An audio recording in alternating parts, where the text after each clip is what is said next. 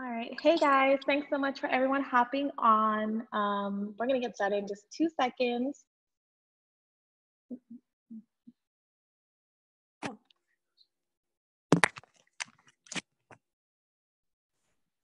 Where's everyone joining from?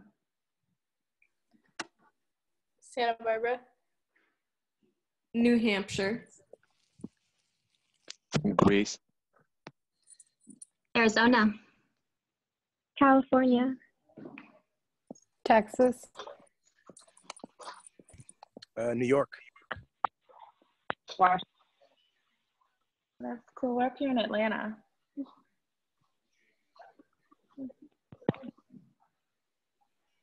I'm in New York.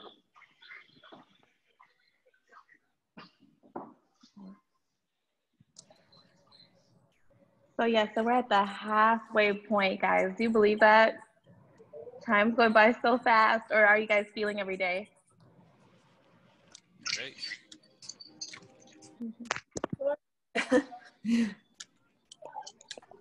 I can't believe it's halfway, but yeah, it's gone by really fast, but I also feel like it's made a huge difference so far, and I can tell that I've been working this hard.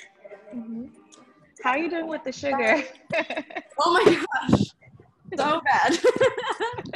So hard. But I'm trying to make Hi guys.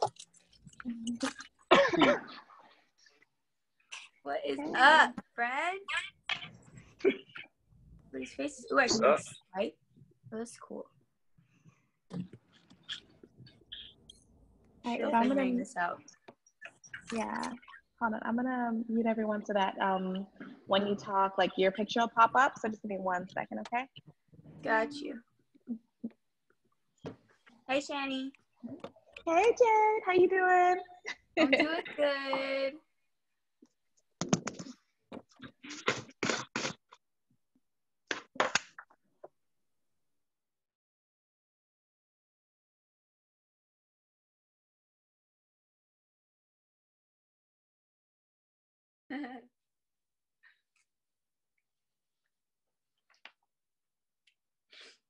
Shani, am I good to go? Yeah, you're good to go. Okay, yay! Oh, I just kicked on my table. Okay, what's up, guys?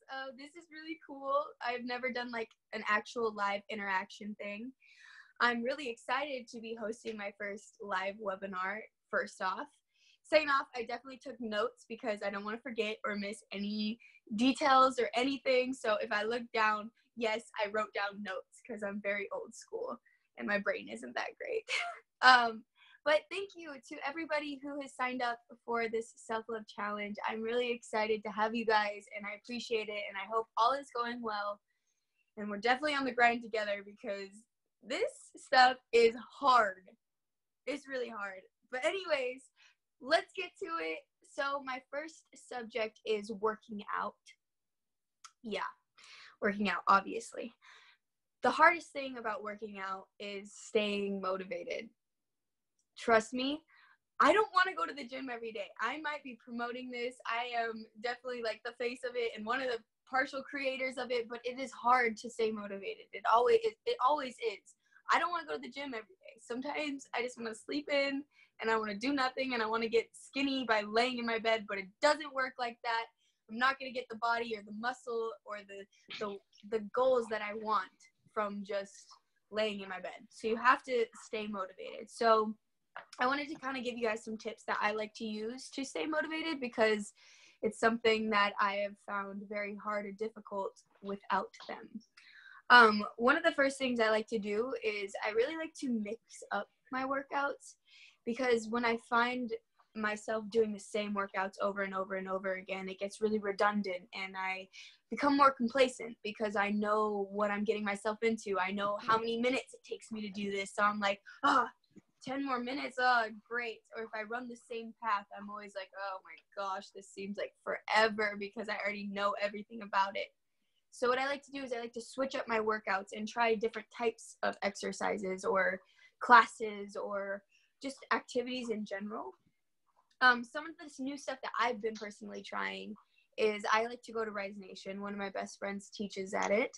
So it is a really great 30-minute workout, which is bomb, but it's very high intensity, and it's on a Versa climber. So it's a machine that I'm not used to, which I think I find entertaining.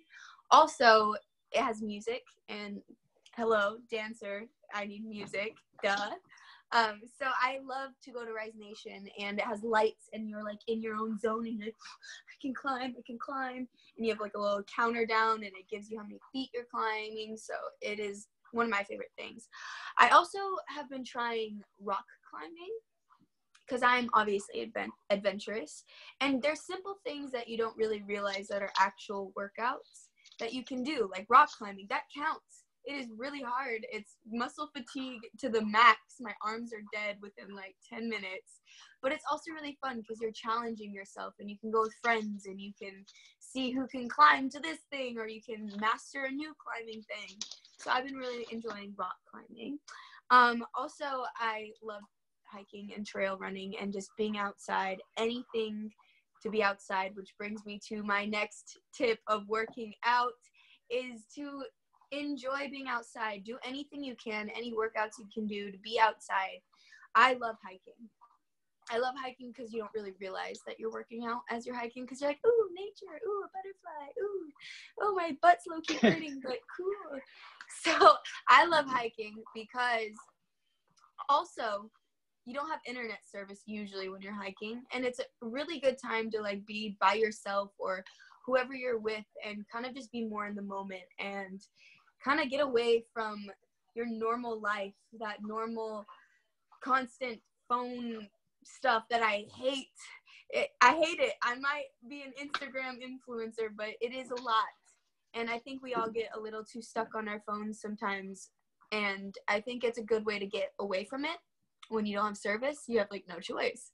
And you're working out, so you're already crossing something off your checklist. So it's like a double whammy. And you get to be outside breathing fresh air rather than indoors or in stuffy buildings or wherever it is that you spend most of your time. So that's why I like to go outside. And it's also kind of like an exercise disguised as an adventure. And I'm very adventurous. Low-key want to be like a superhero in real life, but we just have to wait for the audition and hopefully book it. We'll never know. So next thing is to be consistent, right? That's like probably the most important thing about exercising is consistency. I find that what I usually do is I will schedule my workouts the day before.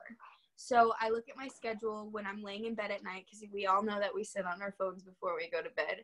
So I like to look at my schedule, and I'm like, oh, I have this at this time, this at this time. I have this free hour or 2 hours. This is when I'm going to fit in my workout. A lot of times I like to start my day off with a run outside to get my Starbucks per usual. It gives me a task and a goal, and then I run for that Starbucks because I know how bad I want it and I need it. So that's why I run in the mornings. But if I don't have time to do that, obviously you can hit the treadmill, which I hate the treadmill. But I like to run for my Starbucks. But I usually, every day for me, it's different. I understand that it's hard to schedule a time to work out that's the same every day. But consistency is key in the fact that you can schedule it at different hours. So I like to kind of plan my day the day before just to get it out of the way. Also, it's really important that while we're on this self-love journey that we are working out at least 5 times a week, even if it's 30 minutes a day, which is totally fine. You can get a great workout in 30 minutes. It's just really good to keep your blood pumping. And with this whole challenge, I think it's super important for us to all know that the changes and everything, all the goals that we're going to, it's going to be a slow journey. I was having trouble with this for sure in the beginning. I was like texting my brother. I'm like, I'm eating so clean. I'm doing all the workouts. I'm doing everything. And I'm not hitting where I want, not where I want to be. And he's like, dude, it's a 60-day challenge. Like we wouldn't do 60 days if you got it in the first week. And I think that's what we need to understand is that it's a very slow process. And that's why we've given it 60 days, because we're not trying to make moves overnight, nor can we make moves overnight. And you just got to really appreciate and stay consistent, but you have to be kind with yourself, but also hard on yourself. It's this nice balance that we have to kind of keep, because you don't want to be too hard on yourself and you're tearing yourself apart like, I don't look how I want to look. No, you just got to use that as motivation. And I'm going to let you know, I didn't really even start seeing any changes until like week 3. Started week 3, I was like, oh, okay, this is what I've been doing it for. But I feel like what we want to carry on outside of this self-love challenge is that after you're done with this and you're doing something maybe that's not so harsh, and you know that you don't have to keep this lifestyle is a little hard to keep up for the rest of your life, but you can learn simple tricks as to consistency is key. Because I didn't see that I would normally give up before the 3 weeks happened, but 3 weeks is when you start seeing the changes. And also, like, even when I eat bad, I'm like, oh, I'm fine, I look great the next day, and then it hits you a week later, because all of everything that you're doing the week before shows in the next week. It's not going to show the next day or the couple days after. So just consistency, trying to be outside, and staying motivated. I think those are all super important things within this workout and this whole self-love challenge. But before I move on to my next topics, if you guys have any questions, feel free to totally ask me anything. Shani, you can unmute people so that I can talk to them. Yeah. Yeah, so I know Maddie's on, and I know she had a question. So Yes. I'm going to unmute her. Hold on. Okay, do I have to like swipe to see her face? Because I don't see everybody all at once. I see 3 people.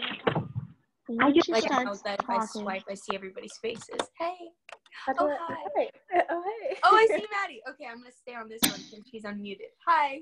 Hi. Is this video? Can you see their video too, or is it just like voice? Oh, I can see. I can I see just have it. to swipe to find them, because the initial page only gives me my square and someone else, then someone else and someone else, and I just swipe and I find everybody. Oh, right now I'm on the phone one. I have to figure out how to see your guys' face. Well, I see Maddie, so if Maddie, you want to ask me your question, let's go for it. I wanted to talk to you about like when you're not feeling well, because it's like one thing motivation when it's just like a mental motivation that you really need to get going, but like for me especially, I'm in college, and so this place is like a huge petri dish, so I feel like I always have a cold. Right. And like I want to know, like, I mean, you're like crazy busy all the time, like I'm sure you get run down, and like how you know when to like push through and like keep going, and like if you believe in sweating out a cold, or if like you believe more in just like cut it out for rest. And like I feel like I just get stuck there a lot, and then like I get out of my routine when I get sick. Okay. Well, for me, I am always sick too. I have like the worst immune system. I literally had every sickness in the book. When I was younger, I actually got kicked out of school twice because I missed too many days. But yes, and also I have to really focus on sleeping. I think that's a disguised thing, a part of the workouts that people don't realize. It's not just about your food and your exercises. You really need to get quality sleep every night. And that's actually, for me, how I've changed my body the most, is really kind of scheduling the time that I need to sleep. And I get that days are busy and everything, but I really just have to like cut down and be like, no, I have to go to bed at this time, so because I know I have to wake up at this time, or vice versa. If I'm like, oh, I have stuff all at night, but I can sleep in the next day, at least fitting it in then. And I feel like that really helps me with my health. And with workouts and staying motivated, you do have to listen to your body. If you are extra fatigued and you don't feel like your workout is going to benefit you at all because you're literally on the last straw, you just have to think about eating clean. And it's more about the diet part of that side. When you can't fully give your 100% with the workouts, I just usually alter my workouts, especially with this challenge, when I'm like, I can't do this right now. And trust me, everyone thinks that maybe I can do everything. No, it is hard for everybody. Trust me, especially me. I'm like, oh my gosh, this is so hard. I wonder how everybody else is doing, because I'm going through it. I just usually either take out the non-cardio exercises, because you know how every day it kind of gives you around 10 exercises, Right. And it does like the alternating between like, okay, curls and then 60-second jump rope. I will usually take out the 60-second jump rope. So I have those 5 just like toning and sculpting exercises that I keep, because those don't require as much energy, especially when I'm feeling sick. So that's usually what I do for that. Okay, that's smart. Okay. Thank you. You're Thank welcome. you for being so inspiring and doing this with us. This means a lot. Of course. I really appreciate everybody doing this, like, on the real. We got this. We can do it. Okay, Shani, you want to open up for another question? Yeah, I think Hope had a question too. Hold on, let me unmute her. Who? Say that name again. Hope. Hope. Found her. Hey, Hope. Hi. So I am a dancer too, and I've always, like, I kind of live in a small town, so it's kind of hard for me to get connected with people and do a lot of different things. I've always wanted to be a professional dancer, but I just don't really know how to go about it and what to do, really. Right. Where are you from? Denver City, Texas. Ooh. Around the Dallas, very small town, like 8 hours away from Dallas. Awesome. Okay. Well, I'm from Utah, so technically everyone has like a little hard upbringing. But I actually know a lot of dancers from Texas. What I would suggest is, for now, because you're in Texas, I would really utilize any like master class that comes into town, like driving to the area, even if it's 40 minutes away. Also, you have to train in all styles, because one thing about being a professional dancer is you never know what they're going to ask from you. So even if you're auditioning for something that you think was hip hop, they're like, oh, can you do a double pirouette right here? And you're like, wait, I don't pirouette. You know what I mean?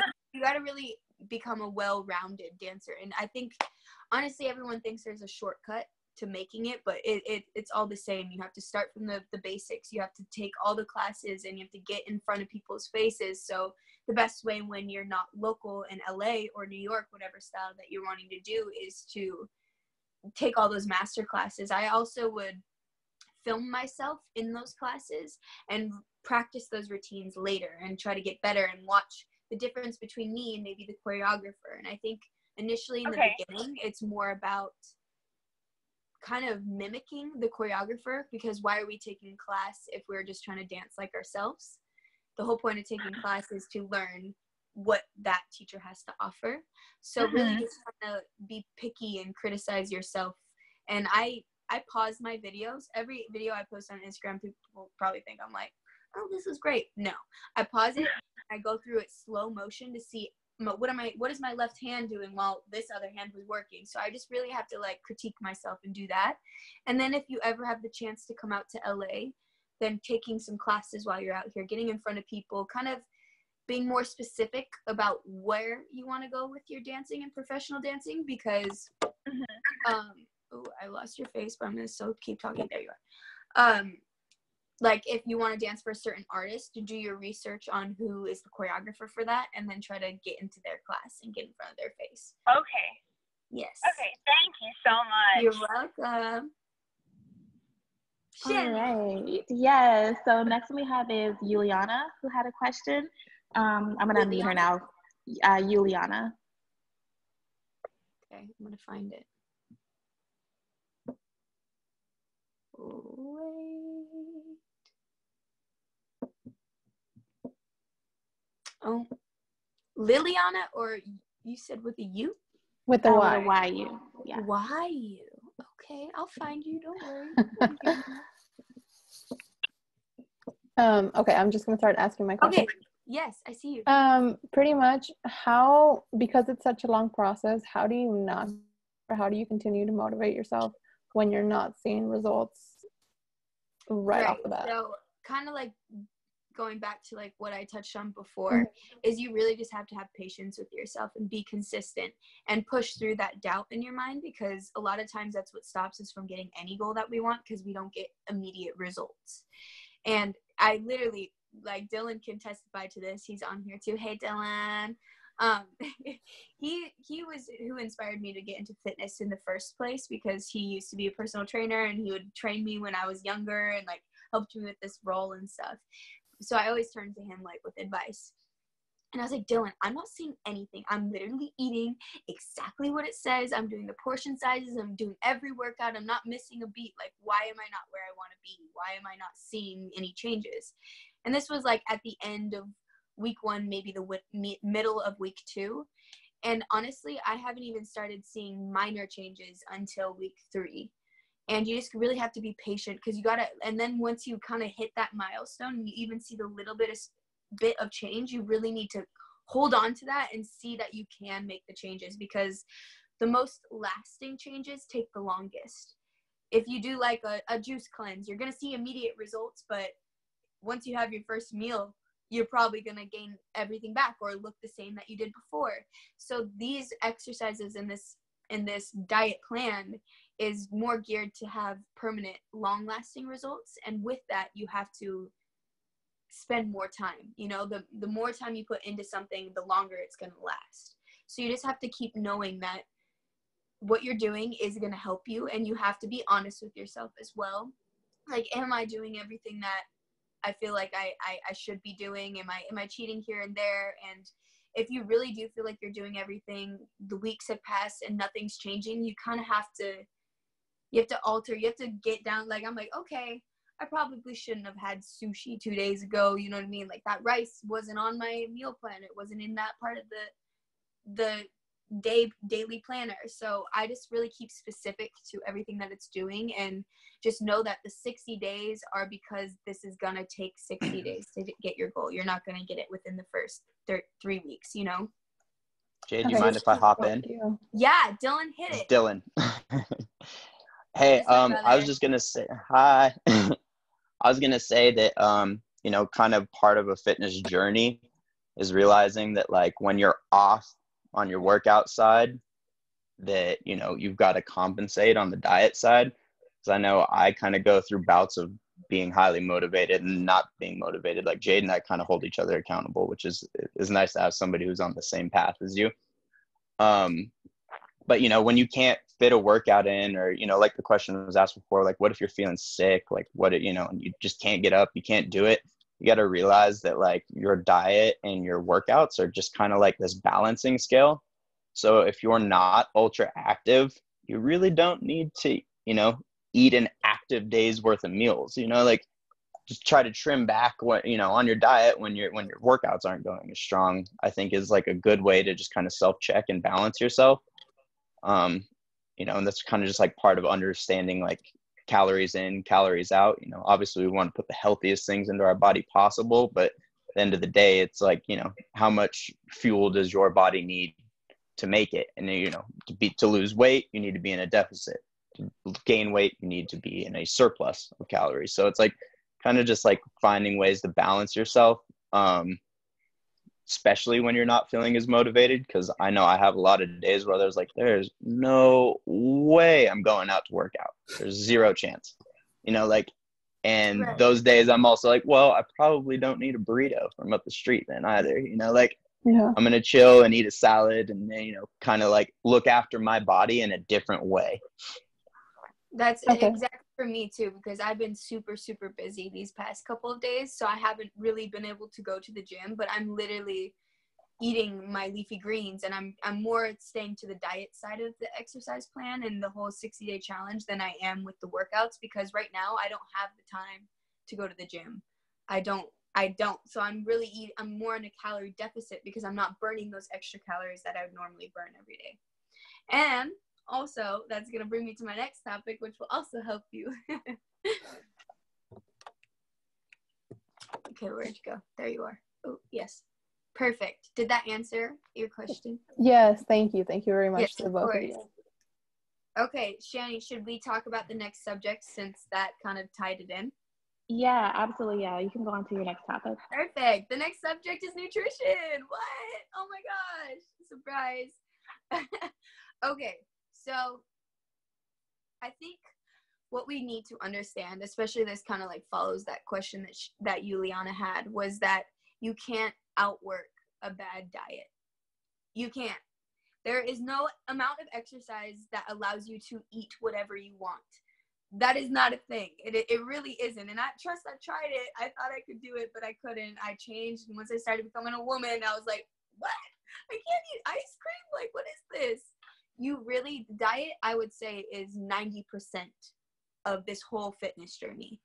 To get the results that you want, it really comes down to your diet and what you're eating. And people always ask me, like, how do you get a flat stomach? Like, how does your stomach look like that? And I'm like, it's not from the gym. It's from what I'm eating. It's not, you don't get a six-pack from the gym. You get a six-pack from the kitchen. So I think that's what we all kind of need to think about and kind of really put that in our brain. So, like, even if we're trying to gain weight, like, you got to stay on your food regimen. You've got to really cut down and understand that portion sizes, even though we're eating healthy, like, you can't just go and eat like a whole 3 chicken breasts for lunch. You know what I mean? That still adds up. Even though it is the healthy and good for you foods, majority of the time it's about how much you're eating for whatever goal that you have. So portion control.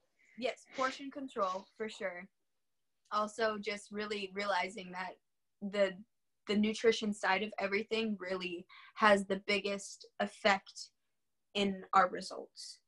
So a good trick that I like to use is I like to trade up some of my starchy carbs, so like breads or rices or whatever, for greens and vegetables. Yeah, it's not fun, but there are good ways to cook them. And also, I like to really blend my greens, because then it's not as nasty. For me, I like spinach, I like kale. I don't really like it like by itself, but what I do is I stick it in my blender and I add a few berries or a scoop of my vegan protein powder, because I don't really like dairy, but that's a personal choice. I put that in there and it's chocolate flavored, so it totally masks the taste of the grossness of the greens. Trust, you will get to like greens more too. And also, just like my brother said, he eats salads a lot. You can make your own little salad with the little portion size, 2 tablespoons of your dressing or whatever, add a little nuts and whatever on it, some chicken. It's really important to really fit those greens in. And what I like to do is I like to follow the rule that at least 50% of my food intake or my plate is all greens. So when you're making your little meal, at least 50% of it should be your vegetables and leafy greens and so on and so forth. And that really helps me. I just put a big handful in my blender. Actually, every morning, that's kind of what I eat for breakfast, is I take a big handful of spinach, some kale. I put half a serving, which is 2 scoops. So I do 1 scoop of my protein powder. I put a little blueberries or strawberries in it to kind of add more flavor and to take away from the gross greens. And blueberries have a lot of antioxidants in it, so it's really good for you as well. I had some cinnamon in there. Ooh, it's nice. I put some ice, blend it real good. Feels like you're drinking a smoothie, a good smoothie, maybe a milkshake too. You can, even if you're feeling a little spicy, you can add some milk in there. So yeah, that's what I like to do for that. Also, just know how your calories work in general, because the only way to really lose weight is to be in a calorie deficit, like my brother was touching on before, and that means you have to consume less calories than you burn. So I don't know what my brother texted me a couple of days ago, but I was like, I am not where I need to be. Sorry, do you guys still hear me? Okay. I'm not where I need to be, and I wanted results faster. And he's like, okay, well then you got to eat less. And I was like, what? Like, no, I'm eating so clean now. And he's like, okay, like, you got to understand that if you aren't doing the exercises every day, or if you're eating more than you're burning, there's no way you're going to lose or be in that calorie deficit or get to that goal, or vice versa. You have to be in a surplus. You have to eat more to see the gains. You know what I mean? So if you're trying to get bigger and build more muscle or build and gain weight, you have to eat the amount that you need to be able to get to that result. So I think, yeah, Dylan, Jade, is there pardon any? I think good thing too is that your Fit2Beit program calculates this for you, so it is putting you in the right zone, and just to kind of keep in mind that, like, it is the math behind it is about 3,500 calories to lose a pound of body fat, which means you need to be in a 500 calorie deficit each day in order to lose a pound a week, which, it's, it just kind of keeps in perspective. And that's the great thing about this Fit2Beit program, is that it's calculating it to the amount of calories you need, to the amount of, your macros, your proteins, your fats, your carbs. So, it's really taking a lot of the guesswork out of this whole ordeal, which, in my history, I used to be a personal trainer, and with my clients, it was always very, very difficult to get them to adhere to a plan because there's nothing to conceptualize out of it, and they had to learn it themselves. I couldn't be there at home walking them through their diets, walking them through how much they should eat and portion sizes.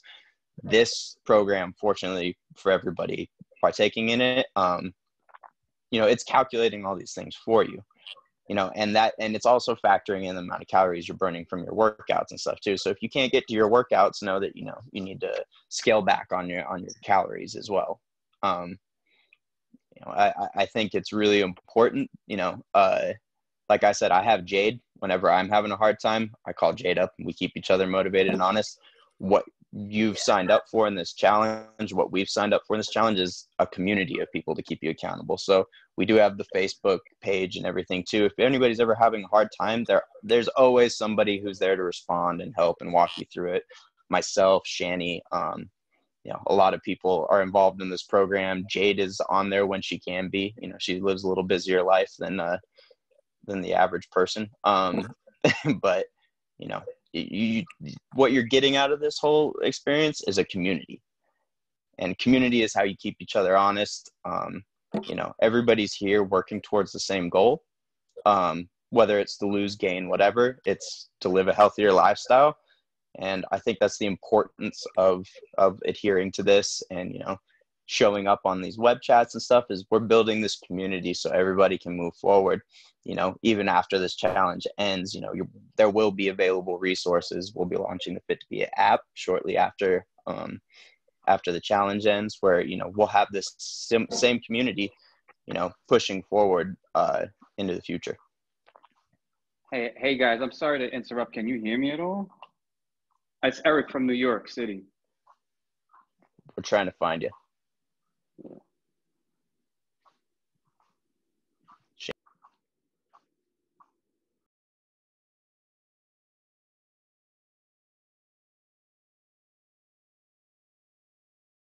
Hold on, let me see. Okay, Dylan, I think we still see you. I think we lost Jade. Ooh, my microphone is unmuted. Am I back? My microphone got muted. Ugh, rude. Okay, yeah, we got you. So I think we have just about like 5 minutes left. So I don't know if you wanted to go on to your next topic, or if you wanted to take another question. I think I'm going to move on to the next topic because it's one of the most important ones. Okay. Okay, so one of my favorite things that has happened that I don't think was even really planned was the whole self-love journey that we've been going on. I kind of did my first couple of videos on self-love, just like, I want to do something more with the following that I have. I want to be able to inspire people and teach them things that I've learned. Clearly, I'm still learning. Duh, aren't we all? Everyone is always like, gee, but you're only 20. You don't even know. I'm like, I'm only teaching you what I've figured out. I definitely don't know the answers to everything. And especially with self-love, it is a day-to-day fight. You always have your ups and downs. And no one's ever going to be like, oh my gosh, I love myself. I'm perfect every day. Like, no. I look in the mirror, I'm like, what is that? That is the zit. It's coming. Why? I've been taking care of my skin. I've been eating clean. Like, what the crap? Even with our results that we're trying to get to, like, it's a day-to-day journey. And sometimes you're not feeling it. Sometimes you're proud of yourself. Sometimes you're down. And what I think we need to start doing is kind of training our minds to think positively. So anytime you have a negative thought, what I like to do is I literally just like, nope, not doing it, even with other people. And I think self-love has to do with love around in a community. And that's why I love that we're doing this whole journey together, is because it is a community, so you can feel more supported and loved by other people as you're learning to do the same for yourself. It's a lot easier to love other people than it is to love yourself. But if you really don't love yourself, can you love other people? you know, it's this whole thing that we got to get through. And that's why, like, even when I'm like seeing somebody walk on the street, like sometimes I'll be like, ooh, that outfit, ooh.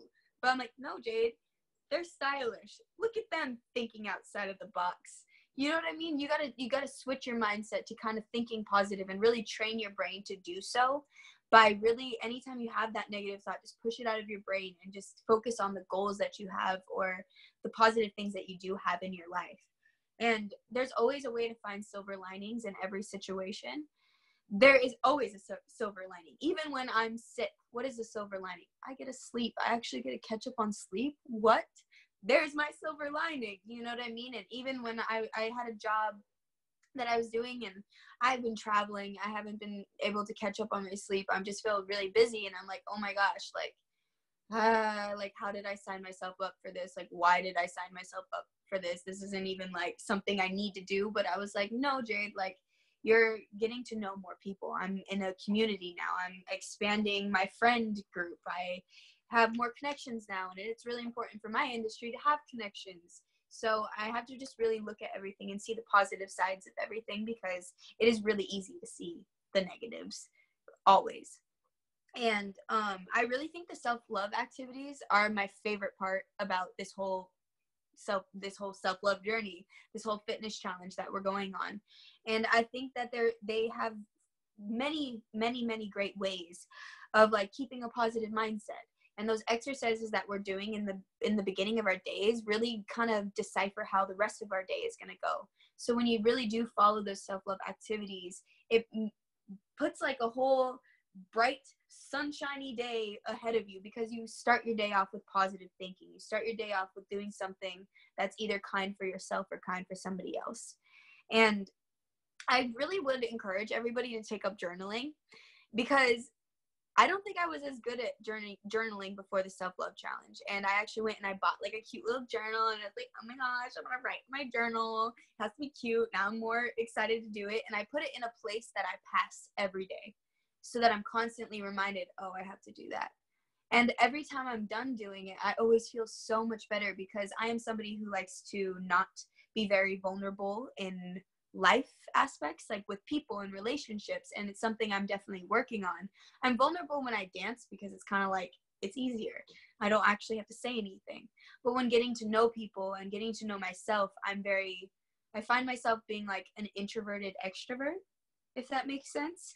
And that's why I think the journaling has been really beneficial, at least for me, because I internalize all my thoughts. And sometimes that builds up, and then we have this big panic attack or explosion of all these emotions coming out. So I found that the journaling is at least letting me get it out in a creative way or an artistic way. And I'm seeing like, oh, like as I'm writing it, I'm able to look at it from a different perspective, rather than keeping everything in my mind and letting all of these feelings and everything float around in there, instead of floating onto the paper and kind of releasing them and getting them out. And I think it's important not to internalize negative feelings also, because that is never beneficial for anybody. But also we need to know that self-love is about growing, and it's about that topic that I talked about a couple weeks ago, investing in yourself. You need to, because ultimately, if you aren't investing or you're not growing, what else are you doing? What do you have to offer other people? And I'm a strong believer that if you don't love yourself, there is no way that you can properly love everybody else. Therefore, how are we supposed to be happy? But yes, it is a constant up and down situation. Trust me, I believe that for sure. But I think that we just all need to take time to put energy and efforts into things that are going to make us happy. And believe that everybody here, all of you, everybody in the world, but especially you guys, because you're here now, you guys deserve to be happy. Everyone does. No matter what you've done, who you are, what your background is, what your goals are, you deserve to be happy. Because ultimately, who cares if I become a freaking movie star? That is not what life is about. Life is about being happy, because when you look back on everything, are you going to look like, oh my gosh, my resume was huge? No, I'm going to be like, was I happy? And I'm going to think about everything in life that made me happy, the people in my life that made me happy. And that's also important, is to surround yourself with people who are going to push you to be better, not make you content with where you are now, or put you down. And it's hard for both sides of the spectrum. If you feel like you're successful, it's hard for people to support successful people. It's kind of an ego thing. They feel like, oh, like, well, that's not where I'm at, so I don't want them to get any better. No, you got to support people as they support you. You can't fill someone's cup if your cup's not being filled. So that's what I always think about. And I've kind of done this whole like new year, new outlook on life thing, where I've kind of really been specific about my friend group and who and what I spend my time doing, because my friends right now are my support system. They fill my cup so that I'm able to fill theirs. And I found myself before only filling other people's cups in a constant like, oh, like I got to do this because, you know, like they feel bad about themselves, but like really I didn't realize how that was making me feel, and I didn't realize the energy that I was giving out. So everybody deserves to be happy, 100%. So never doubt that, because I don't want you guys to ever doubt that. You guys are special and important in our own unique ways constantly.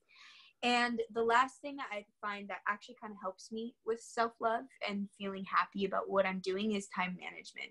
Might not seem like it would be, but when I feel like, for me, productivity makes me feel validated. I feel like, oh my gosh, I did this. I feel good about myself. I'm getting stuff done. I'm making moves. Yes, it makes you feel validated, and it gives you some sort of happiness by completing tasks that you've maybe had. You don't want to keep stacking things up, or imagine like when you're late, you're stressed. Therefore, you're not happy. Therefore, you're not loving yourself. You got to really time management everything, because for me, I have a hard time chilling, which is also an important thing. You have to have that balance, obviously. But I'm someone who feels really good when I get stuff done. And that doesn't even mean like super big stuff. Getting my groceries done, or, oh, I picked up my friend to Starbucks because I know she had a long rehearsal and it made her feel good. Therefore, it made me feel good. And I don't need her to say anything about it. I just know that it's something that's appreciated. You will never feel happy if you aren't setting goals. If you're just being content with your life and you're just existing, how are you supposed to progress and become happier if you're not doing anything to change that? So I like to consistently set goals. Even when I complete one, I set another one. And I think that's something that we kind of do naturally anyways, is we always have this goal that we want to obtain. And then once we get there, we're like, okay, now what? Like, okay, guess another thing. And I think that's important to hold on to that and see that as a positive thing, that we have the power to consistently grow.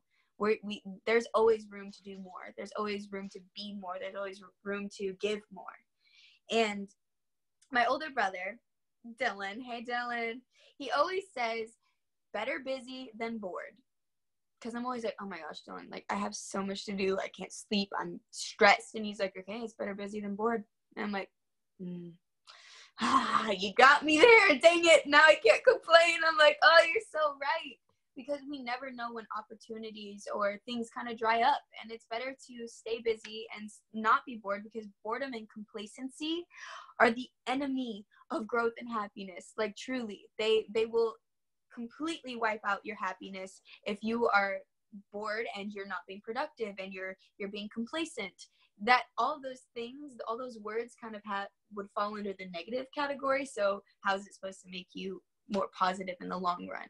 So I really do hope that some of what I'm saying makes sense. Or sometimes I find that what I've noticed is the same person can tell me the same thing over and over again, but you never know when somebody else saying that same thing will actually register in your mind, and actually you'll like understand, like, oh, that's what that means. So even if everything I said, you're like, okay, Jade, like, keep you talking, like, whatever.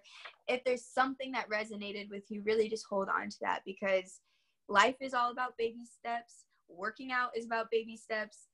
Nutrition's about baby steps. Self-love is about baby steps. So just trust the process. Don't give up, and just realize your worth and realize that you have the ability to obtain whatever you guys want to obtain. And I had something to add on that, if Dylan has Jade, you don't mind.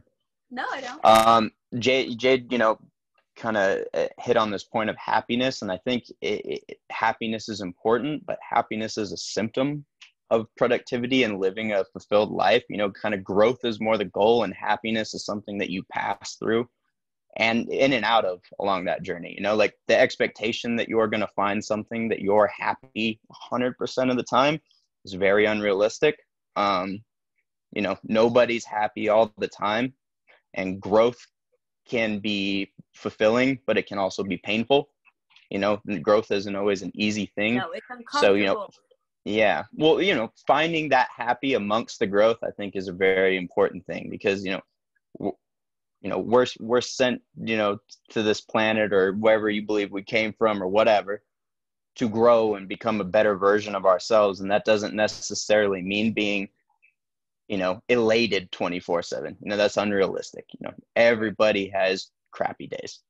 Everybody goes through bad times. But, you know, this notion that like you can go through life happy all the time is misconceiving. But if you're focused on your own internal and external growth and, you know, being the person that you believe you're capable of being, you know, I think you'll hit points in your life and you'll go through more phases of that happiness. I agree. Also, Elizabeth Swan, I'm on her face right now, and she makes me feel really good about myself. She's been like, yeah, and I'm like, oh, that's so yeah, funny. She was actually the next question. She's amazing. I'm feeling really validated right here. Validated. Open the mic up. Okay, hey Jade, hey friends, nice to see all you guys. Hi. I'm so excited. So actually, a lot of my question kind of already got answered by Jade, but I was kind of more thinking about like recovery. Like I get real excited to work out, but that recovery thing, I don't know. So I've been doing the leafy greens. I kind of have been doing the same smoothie, 8 cups, kale chard, spinach, cook them up, freeze them, put them in there. You know, I love those. Those are insanely good with like the Vega, as you said, chocolate, you know, whatever. So I've been doing that, and boy, it makes me feel so much better. But like, what else can I be doing to like keep this sustainable? Because like, it's kind of like a little bit tiring. So like, do you stretch? Do you foam roll? Do you like take more breaks in between exercises like Hope taught me this week? Or like, what little tips and tricks? I mean, going to bed, sleeping, right? What other things can you think of that like that you've learned over time that you're like, oh, that helps me with recovery? Like, yeah. Okay. For me, stretching is a before and an after, because especially coming from the dance background, when I stopped stretching because I was like, oh, I'm not doing ballet anymore. Who cares?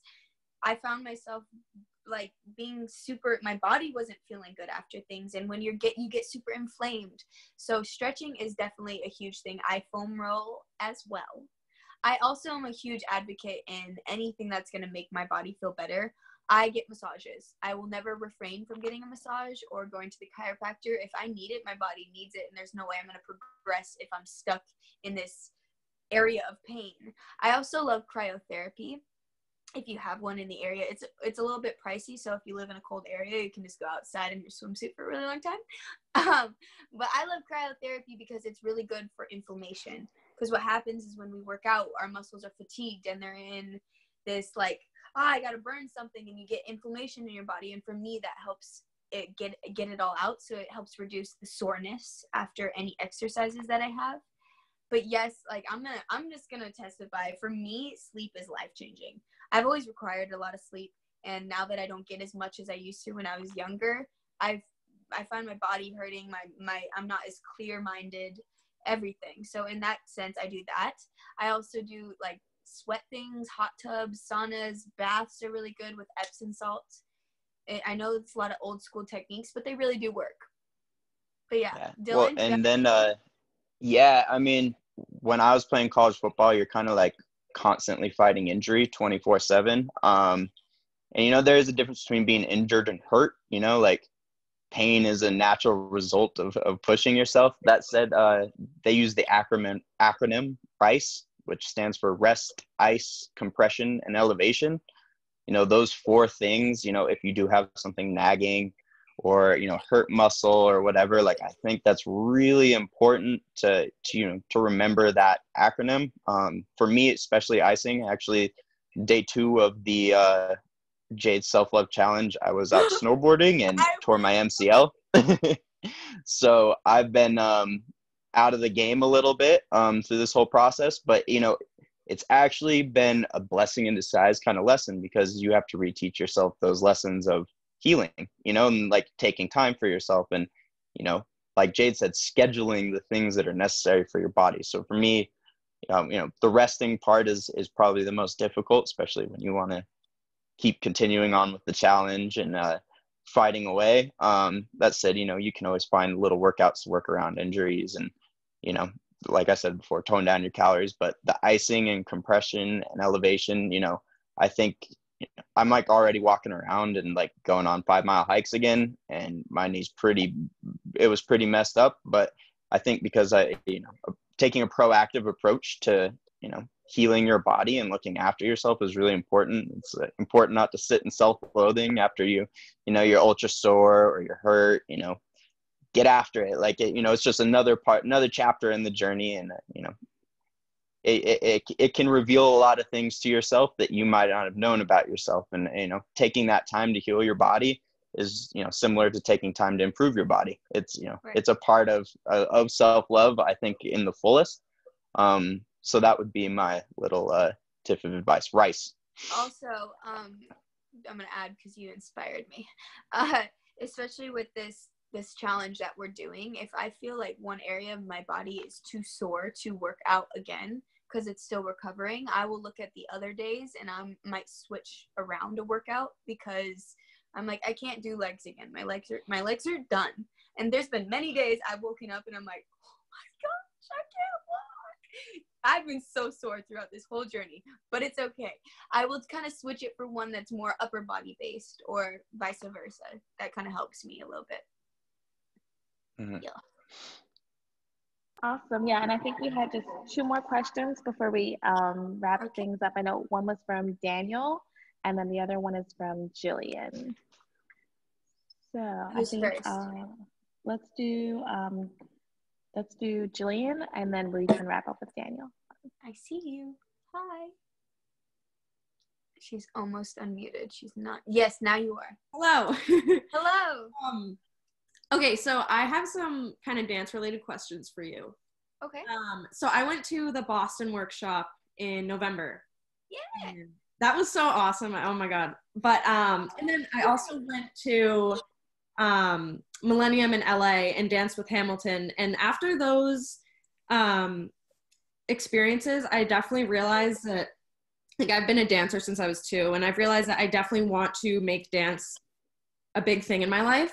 And it's kind of hard where I live. I'm like an hour outside of Boston, so that's not bad. But I wanted to ask you kind of like and I know you kind of talked about this a little bit, but what's like a good big step to make to get somewhere with a dance career?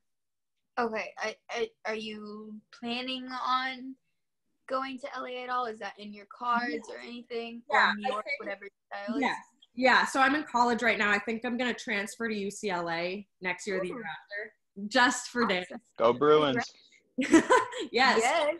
Yeah, I think it's hard because being a professional dancer requires you to be in a certain place. You're either in New York or there's obviously agencies everywhere, but I feel like the main source of jobs and people who are hiring are in LA or New York based off of where you want to be. Little in Atlanta as well.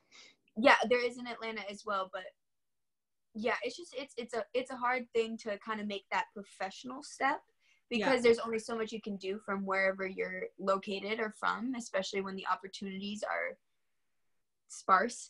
So I would say, training as much as you can up until the point where you can make the move, if you are trying to make the move.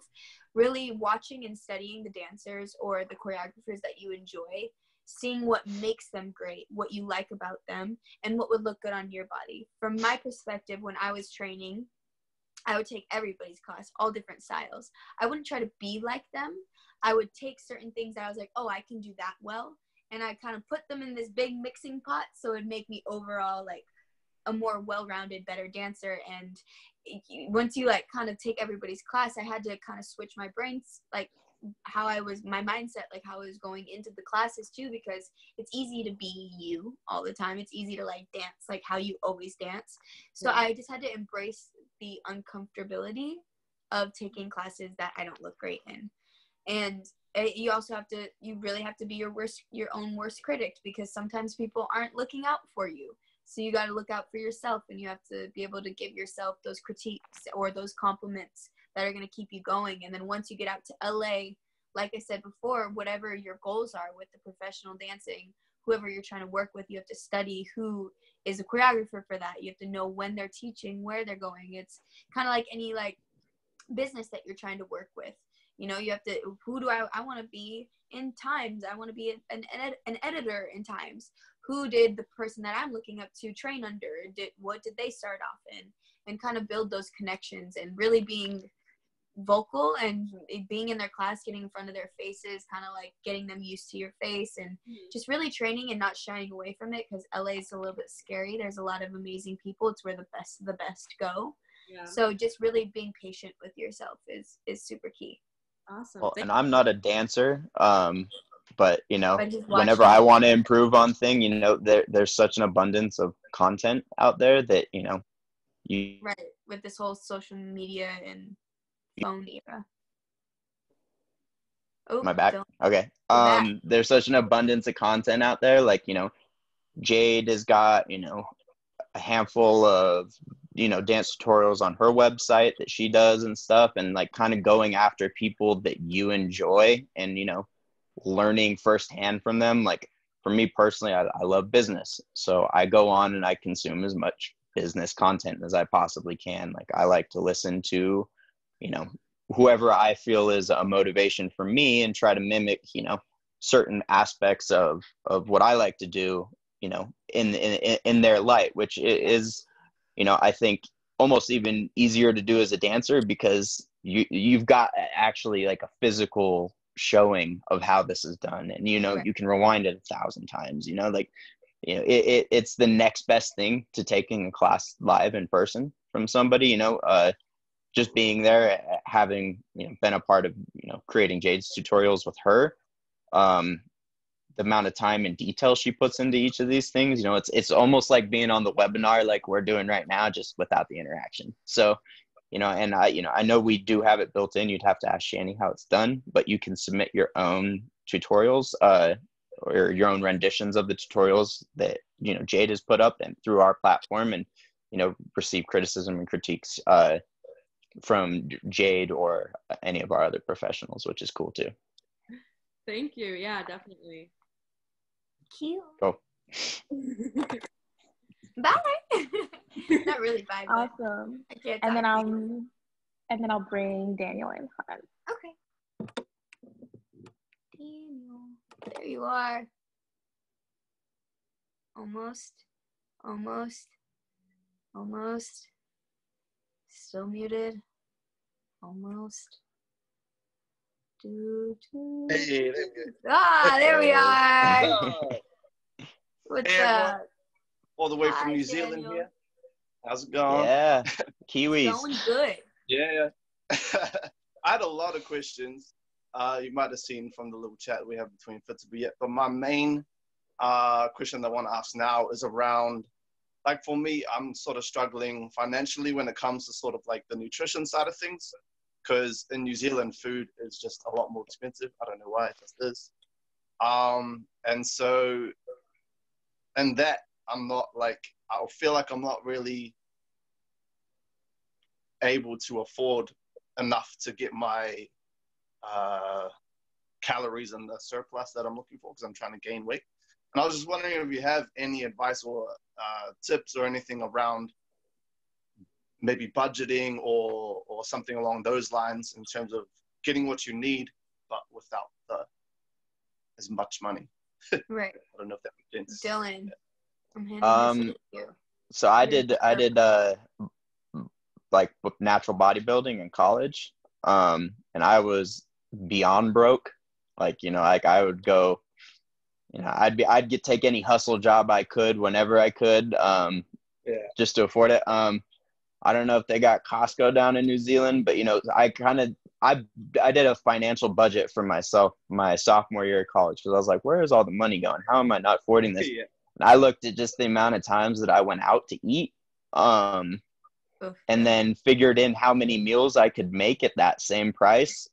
And it was truly absurd how much money I was spending just going out to eat. Even if you think you're saving money because you're getting like, you know, $1 or whatever from McDonald's, the amount of sustenance you can get from like buying chicken in bulk and freezing it, I would say make your freezer your best friend, because anytime you get a good deal on anything, you can freeze anything, dude. Like anything is freezable. And like even like the leafy greens and stuff like Jade talks about, like I would freeze like 2-pound things of spinach. Like our fridge was absurd. Like it was like chicken and spinach.